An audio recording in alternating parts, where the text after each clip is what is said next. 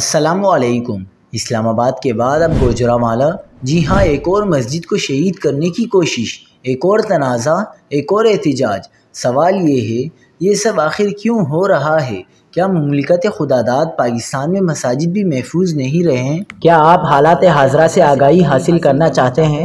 خبر کے پیچھے چھپے اصل حقائق جاننا چاہتے ہیں تو ابھی سبسکرائب کیجئے جلمل پاکستان کو اور ساتھ ہی گھنٹی کے نشان پر کلک کر دیں۔ آپ کو بتاتے چلیں کہ 9 اور 10 اگست کی درمیانی شب مری روڈ کی گرین بیلٹ پر قائم مسجد مدنی اور اس سے منسلک مدرسے کو راتوں رات شہید کر دیا۔ یہ ایک ایسا واقعہ تھا جس نے عوام کے جذبات کو جھنجھوڑ کر رکھ دیا۔ اسلام آباد میں مسجد شہید کی گئی، وہ بھی راتوں رات، اور اسی جگہ درخت اور پودے لگا دیے گئے۔ بس پھر کیا تھا؟ عوام کا غصہ آسمان کو چھونے لگا۔ ہزاروں لوگ شہید مسجد کی جگہ امڑ آئے، علماء کرام بھی پہنچے۔